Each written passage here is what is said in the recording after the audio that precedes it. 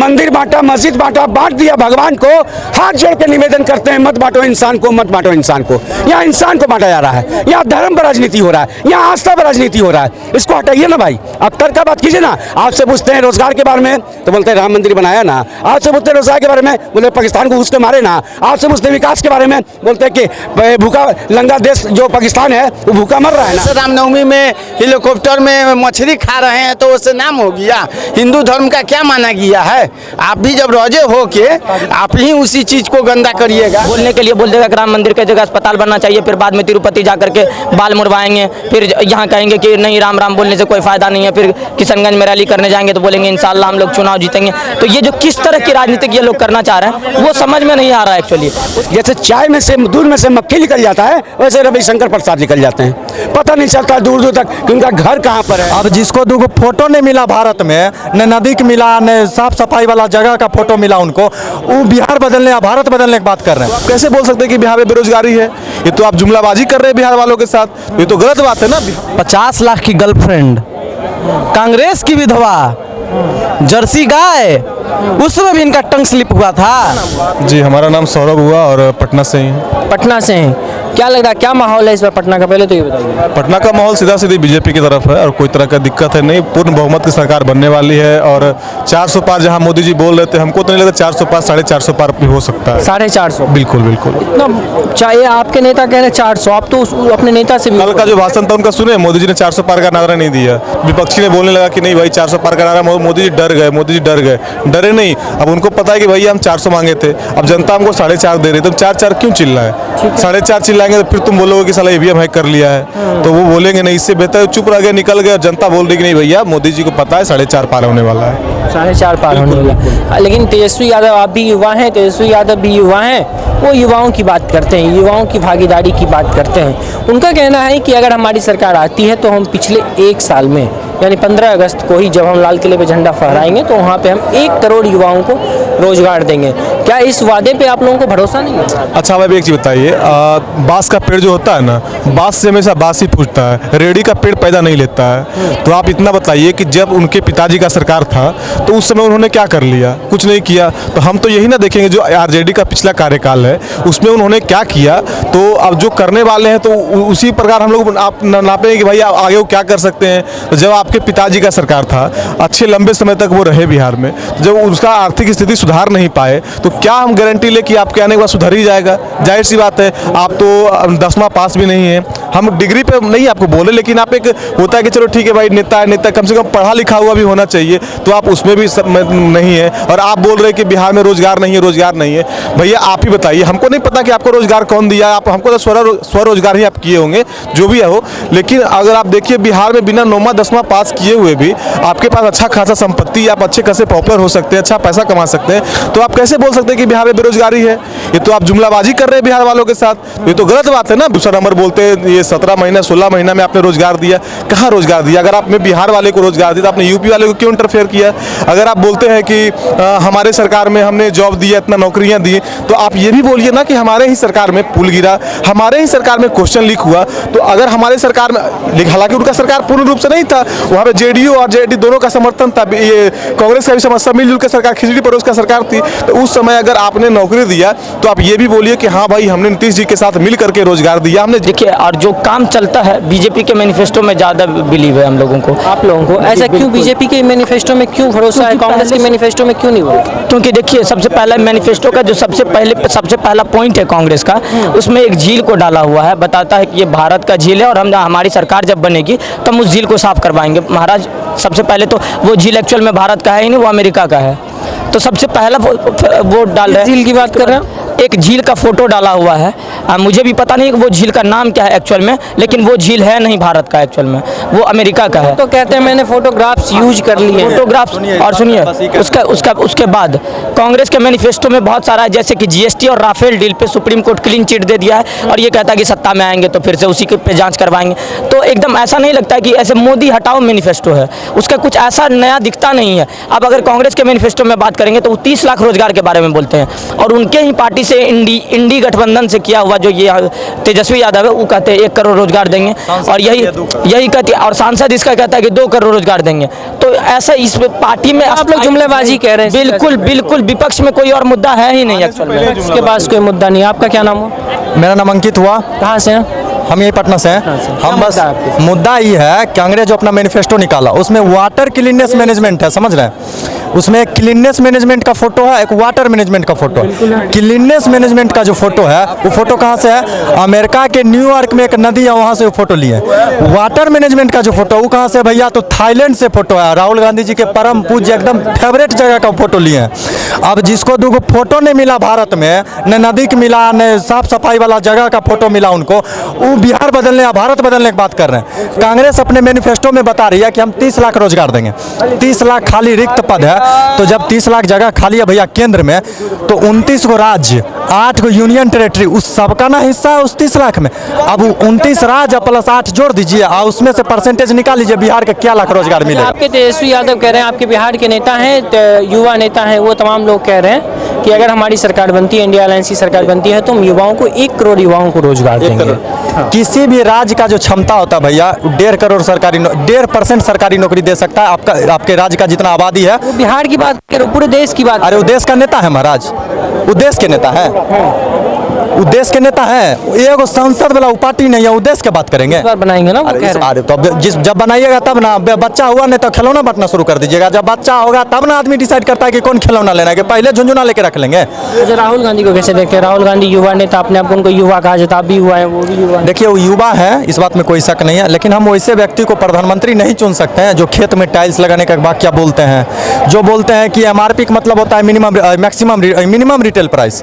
मतलब आप कोई भी वस्तु को इससे कम में नहीं बेच सकते हैं। हम तो जहाँ तक पढ़े लिखे हम यही जानते हैं, उसका मतलब होता है मैक्सिमम रिटेल प्राइस। आप उससे ज़्यादा में नहीं बेच सकते हैं, उससे कम में आपको फ्रीओम देना है, दे दीजिए।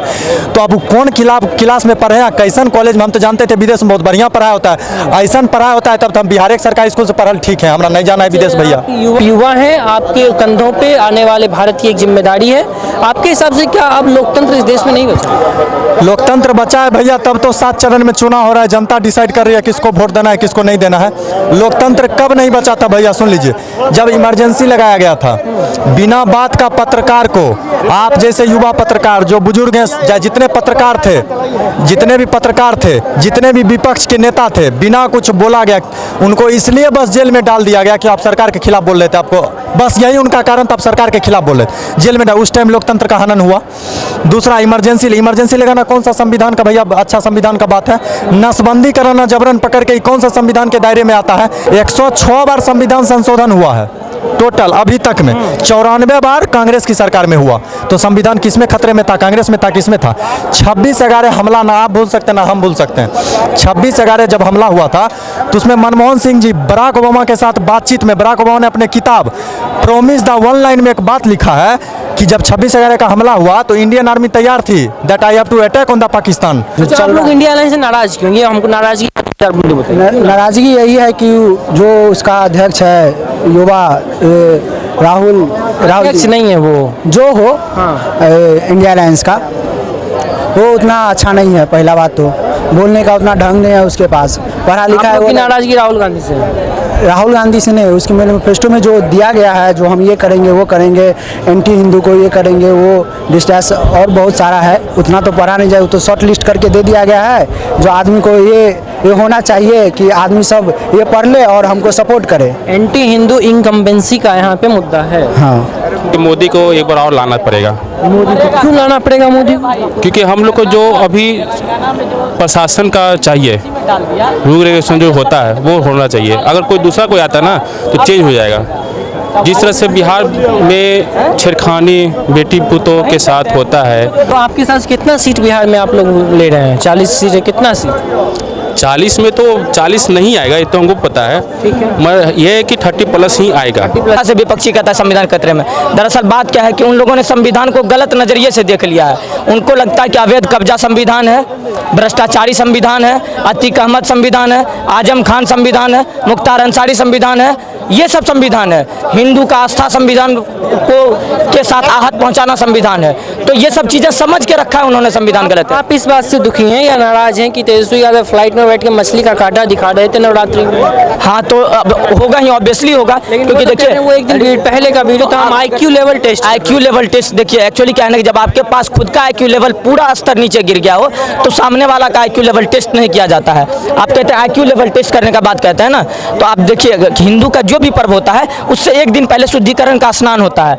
उनको पता नहीं होगा, शायद उनको आस्था से वैसे कोई लेना देना है नहीं, बोलने के लिए बोल देगा राम मंदिर की जगह अस्पताल बनना चाहिए, फिर बाद में तिरुपति जा करके बाल मुड़वाएंगे, फिर यहाँ कहेंगे कि नहीं राम राम बोलने से कोई फायदा नहीं है, फिर किशनगंज में रैली करने जाएंगे तो बोलेंगे इंशाल्लाह हम लोग चुनाव जीतेंगे। तो ये जो किस तरह की राजनीतिक ये लोग करना चाह रहे हैं वो समझ में नहीं आ रहा है एक्चुअली। उसके बाद आप युवा नेता का बात करें कि बिहार में युवा नेता, तो हम लोगों को लगता है कि चिराग पासवान उनसे बहुत ज़्यादा बेस्ट है। उनके बोलने का तरीका, उनका कैपेबिलिटी, उनका IQ लेवल बहुत हद तक उनसे ज़्यादा बेस्ट है। और आदरणीय रामविलास पासवान जी के कर कमलों पर चल रहे हैं वो, तो बहुत आगे उनका भविष्य बहुत अच्छा है। और हम लोग NDA जो है इस बार फिर 40 में 40 जीत रहे हैं बिहार में। इस बार 40 में 40 NDA, इस बार 40 में 40 बीजेपी का तो एकदम 40 में 40 है, ही रखा। क्यों बीजेपी का 40 में 40? क्या किया बीजेपी? बहुत किया। 2-4 काम बताइए बीजेपी। 4 काम 10 साल में, जो 40 साल पीछे था बिहार, हर चीज़ का, न पानी का, आंगनबाड़ी का, बच्चा का पढ़ने का, पढ़ाई का, शिक्षक है न, हर चीज़ का उपलब्ध हुआ। ये कहिए कि जहाँ पर दबा हुआ है, आदमी बोलने वाला नहीं है, तो देहात के गांव का मुखिया ही दाब के रखे हुए है। लेकिन बिहार में भी विकास हुआ। बिहार में विकास हुआ, जो अभी तक के देखा जाए, जो राजधानी कैसा था 10 साल पहले और 10 साल में राजधानी कैसा है। आपके नेता यहाँ के बिहार के नेता हैं तेजस्वी जी, वो कहते हैं 17 महीना में हमने कर दिया, आप लोगों ने कुछ जी तो नहीं। बहुत खाए। वैसे रामनवमी में हेलीकॉप्टर में मछली खा रहे हैं तो उससे नाम हो गया। हिंदू धर्म का क्या माना गया है? आप भी जब रोजे हो के आप ही उसी चीज को गंदा करिएगा। अरे तो रामनवमी चढ़ा हुआ था कि नहीं? एक दिन में क्या लगा हुआ है? बिहार का बीजेपी से तरक्की, मोदी से तरक्की हुआ। गलती हर इंसान से होता है, हर इंसान से सही होता है। आप जो हमको से पूछ रहे हैं, आप में भी थोड़ा गलती होगा, हम भी बोल रहे हैं तो हम में भी गलती है, कहूँ ना कहूँ, लेकिन दोनों मिला ही के चलने वाला है। कोई गार्जियन बैठा हुआ है, सबको तो पूरा गार्जियन नहीं कर पाता है, लेकिन बिहार अभी जितना डेवलप में है उतना सबसे अच्छा है। और इंडिया का भी जो स्थिति है सब देश से टॉप में है, 100 में से 1 है। मोदी तो स्पीच पढ़ के नहीं देते हैं भाषण, तब से स्लिप कैसे कर जाता है? मोदी तो स्पीच पढ़ के देते हैं, ठीक है। तब चंपारण की लड़की और लड़की और लकड़ी पर उनको अंतर नहीं बुझाता है।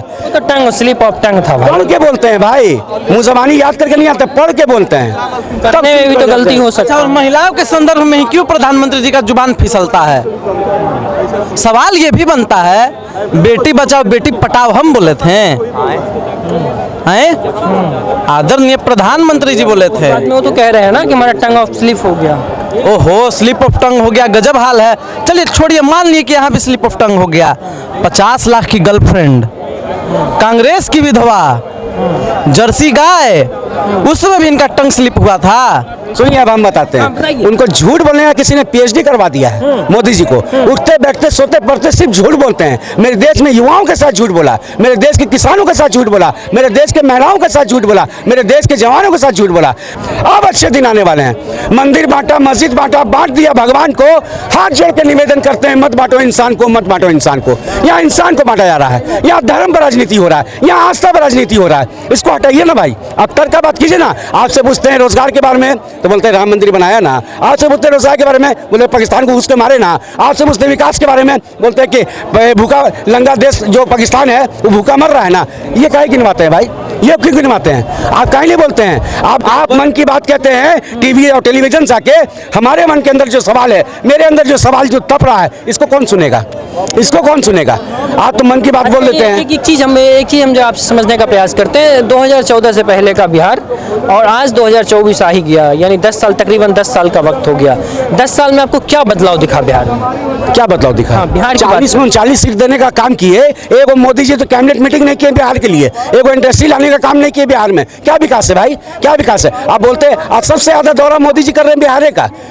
राजधानी है बिहार की। 2 दिन पानी पड़ जाएगा ना पत्रकार बाबू, तो इस पटना साहिब में नाव चलने की नौबत आ जाती है। यही राजेंद्र नगर में चलता है। बिल्कुल, इसमें कोई दो राय नहीं है, ये पटना की सच्चाई है। आप अगर पिछले 4 दिन या 5 दिन या 1 हफ्ता, अगर या फिर 1 दिन की अगर हम बात करें तो 1 दिन लगातार अगर 24 घंटा या 12 घंटा का बारिश हो जाए तो पटना की ये स्थिति हो जाती है। हम जिस जगह पे मौजूद हैं, ये पटना स्टेशन मौजूद है, और यहाँ पे भी वो स्थिति वो किसी से छुपा हुआ नहीं है। इसको आप अगर कितना भी झुठलाने का प्रयास करें या फिर छिपाने का प्रयास करें तो इसमें कोई तथ्य नहीं है और इसको आप झुठला भी नहीं सकते। हाँ, रविशंकर प्रसाद आते हैं क्षेत्र में, ठीक है, वो चुनाव के बाद 2 महीना पहले जब नॉमिनेशन करने का समय होता है तब क्षेत्र में नजर आते हैं। उसके बाद जैसे चाय में से दूध में से मक्खी निकल जाता है वैसे रविशंकर प्रसाद निकल जाते हैं। पता नहीं चलता दूर दूर तक कि उनका घर कहाँ पर है, उनका ऑफिस कहाँ पर है। प्रसाद यहाँ से चुनाव लड़े, क्या उनका क्या होने वाला है फिर ये बता दीजिए। देखिए ये सीट जो है ना, ये सीट बुक है।